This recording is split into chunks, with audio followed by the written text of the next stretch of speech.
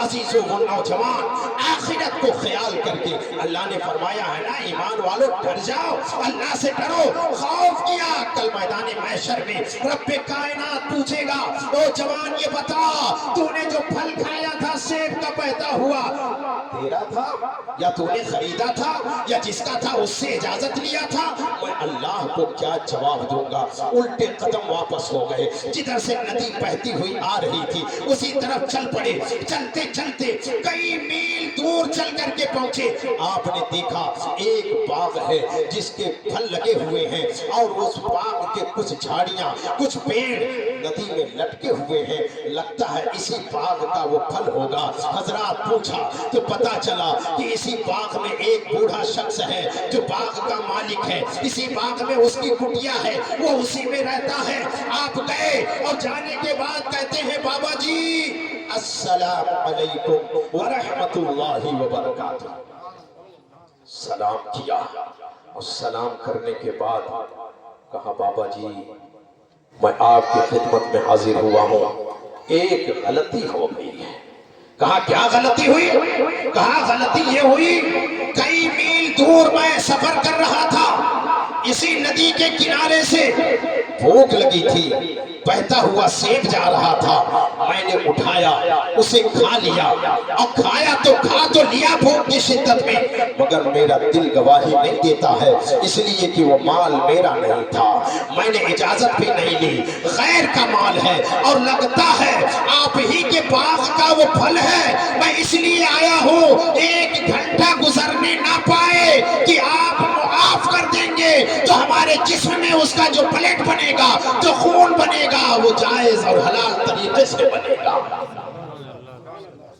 غور کرنے کا مقام ہے وہ بابا جی سر سے لے کر پیر سے لے کر سر تک اس جوان کو دیکھتے ہیں، جوان کو دیکھے جا رہے اور دل ہی دل میں معاف کر دیا، دل ہی دل میں معاف کیا تاکہ ایک گھنٹہ نہ گزرنے پائے، معدے میں ہضم نہ ہونے پائے، خون غلط طریقے سے نہ بننے پائے، دل میں معاف تو کر دیا مگر تعجب بھری نگاہوں سے سر سے پیر تک اس کو دیکھے جا رہے ہیں۔ کچھ دیر تک دیکھتے رہے، کیا دیکھتے رہے؟ کیا وجہ تھی دیکھنے کی؟ کیا تعجب کی بات تھی؟ تعجب کی بات یہ تھی کہ یہ بچہ ابھی جوانی کے دہلیز پر قدم رکھا ہے اور تقویٰ کا یہ عالم، تقوی کا یہ عالم، پرہیزگاری کا یہ عالم، خوف خدا کا یہ عالم، تعجب بھری نگاہوں سے سر سے پیر تک دیکھے جا رہے۔ کہا بابا جی کیا بات ہے معاف نہیں کریں گے؟ تو آپ نے سوچا ایک تقوی تو ہم نے دیکھ لیا، یہ بندہ چل کر کے ایک سیب کو معاف کرانے کے لیے آیا ہے، دل میں تو معاف کر دیا، ان کو احساس نہیں کہ معاف ہو گیا۔ کہا بابا جی کیا بات ہے؟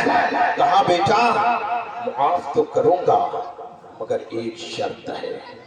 کہا کیا شرط ہے؟ کہا شرط یہ ہے کہ 12 سال تم کو میرے باغ میں نوکری کرنی ہوگی۔ کتنے سال؟ 12 سال۔ ایک سیب کھایا ہے یار، 12 سال فری فائنڈ نوکری کرنی ہوگی، تیار ہو؟ کہا تب معاف کر دیں گے؟ کہا ہاں۔ پھر کہتے ہیں یار 12 سال نوکری، 12 سال؟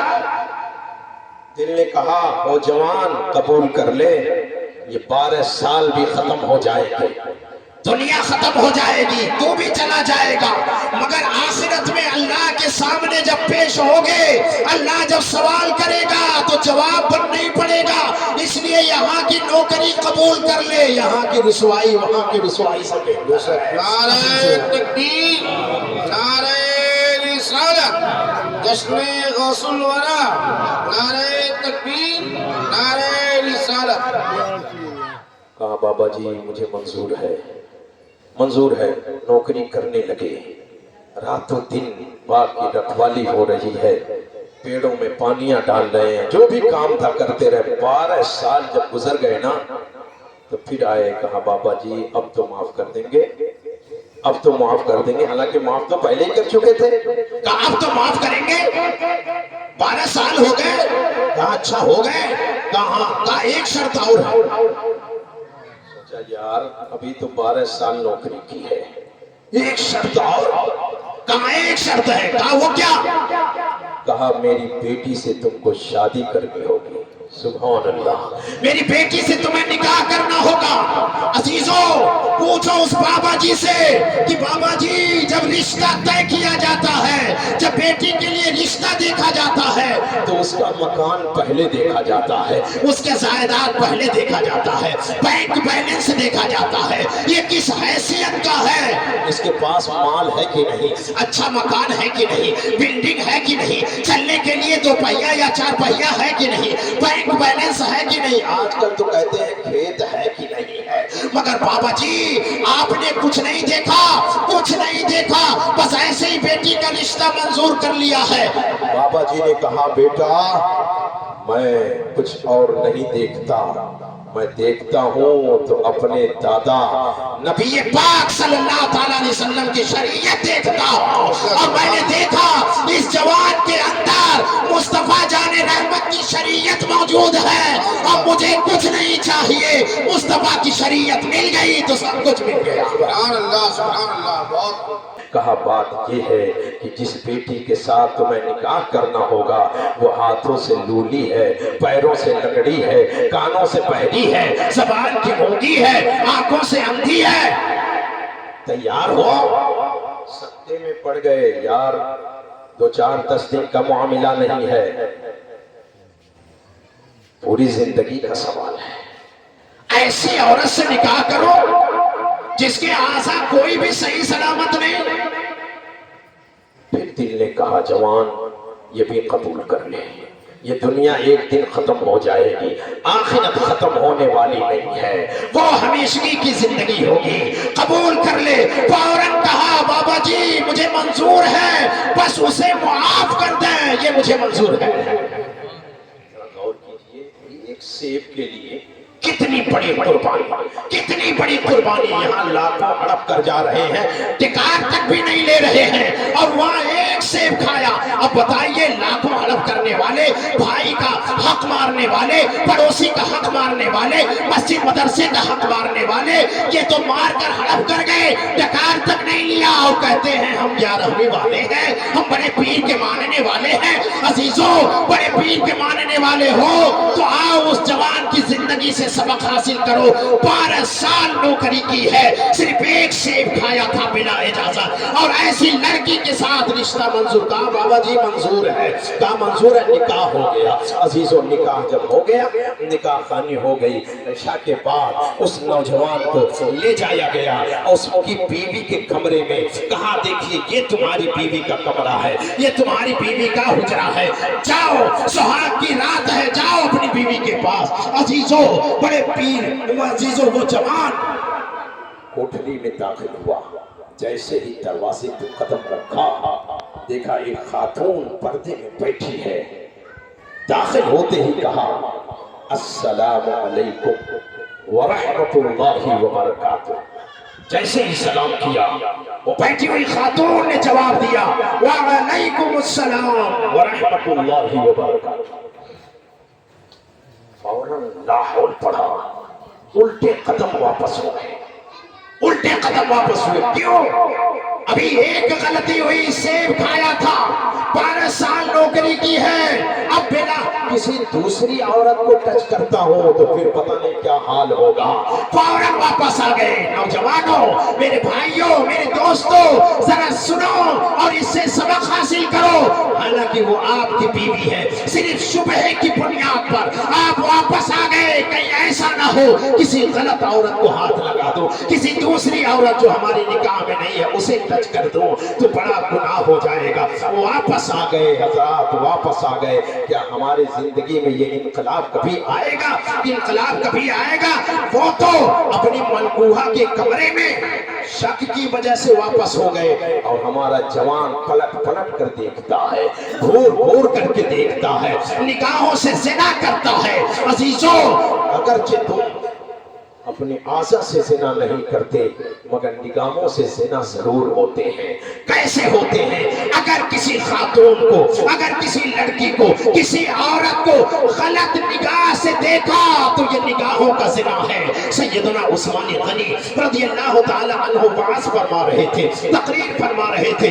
بھرا ہوا مجمع تھا، مجمع میں آپ خطاب فرما رہے ہیں. ایک جوان کو پتا چلا کہ خطاب ہو رہا ہے، تقریر ہو رہی ہے، پروگرام ہو رہا ہے. وہ بھی سننے کے لیے آیا. بڑی تیزی سے چل رہا تھا. راستے میں ایک خاتون پر نظر پڑ گئی. بڑی خوبصورت خاتون تھی. نظر پڑی. پہلی نظر تو شریعت میں ہے کہ معاف ہے. پہلی نظر اچانک پڑ گئی، معاف ہے. لیکن جان بوجھ کر کے پھر دیکھا تو گناہگار ہوئے.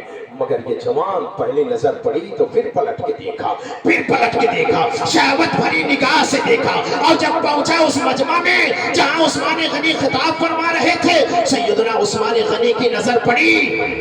خطاب روک دیا. فرمایا کیا بات ہے، میں لوگوں کے آنکھوں میں زنا کے اثرات دیکھ رہا ہوں. کیا بات ہے، میں لوگوں کے آنکھوں میں زنا کے اثرات دیکھ رہا ہوں. اس شخص نے کہا اے عثمان غنی، کیا نبی کے بعد آپ پر بھی وحی آنے لگ گئی؟ کیا آپ پر بھی وحی آنے لگ گئی؟ آپ نے کہا نہیں، وحی تو نہیں آئی. کہا پھر کیسے آپ نے دیکھا؟ تو آپ نے فرمایا کیا تم نے سنا نہیں، اللہ کے نبی نے فرمایا ہے کہ اللہ والے جب دیکھتے ہیں تو وہ نور الہی سے دیکھتے ہیں. سبحان اللہ، سبحان میں نے نور الہی سے دیکھا ہے. بتا، راستے میں تو کسی خاتون پر نگاہ ڈالا تھا، شہوت بھری نگاہ سے دیکھا تھا؟ کہا حضور دیکھا تھا. توبہ کیا، سچی توبہ کیا. کہا غلط نگاہ سے کسی خاتون کو دیکھنا اتنا ہی گناہ ہے جتنا بلاکار کرنے کا گناہ ہے، اتنا ہی غلط نگاہ سے دیکھنے میں بھی گناہ. عزیزان ملت پڑی. وہ جوان واپس آ گیا. وہ بابا جی کے پاس پہنچا، اور جب پہنچا بابا جی کے پاس کہا بیٹا واپس آ گئے؟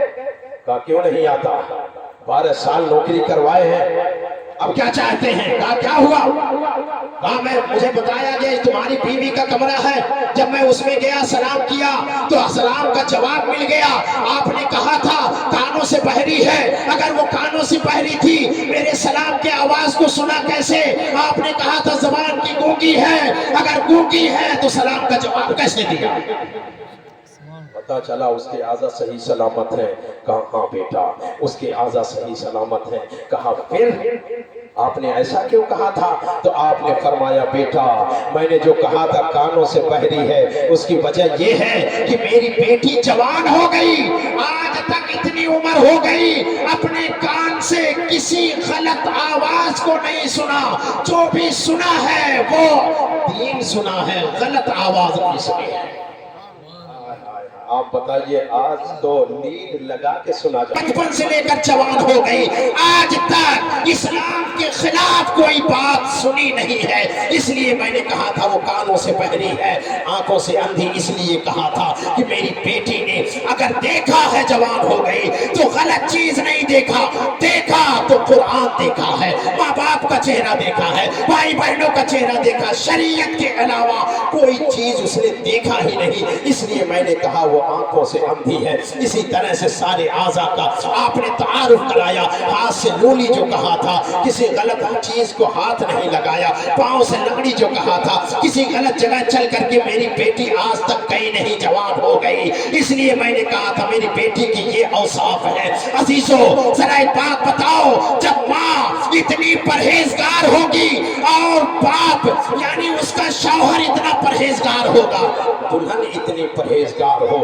دولہا اتنا پرہیزگار ہو، تو جو بچہ پیدا ہوگا وہ کتنا پرہیزگار پیدا ہوگا. اب مجھے کہنے دیا جائے وہ جوان کوئی اور نہیں تھا بلکہ وہ جوان حضرت ابو صالح موسیٰ جنگی دوست غوث اعظم کے ابو جان تھے. اور وہ خاتون جن کو لولی لنگڑی اندھی بہری گونگی کہا گیا تھا وہ کوئی اور خاتون نہیں تھی بلکہ ام الخیر فاطمہ غوث اعظم کی امی جان تھی. نعرہ تکبیر، نعرہ رسالت، جشن غوث الورا، نعرہ تکبیر، نعرہ رسالت.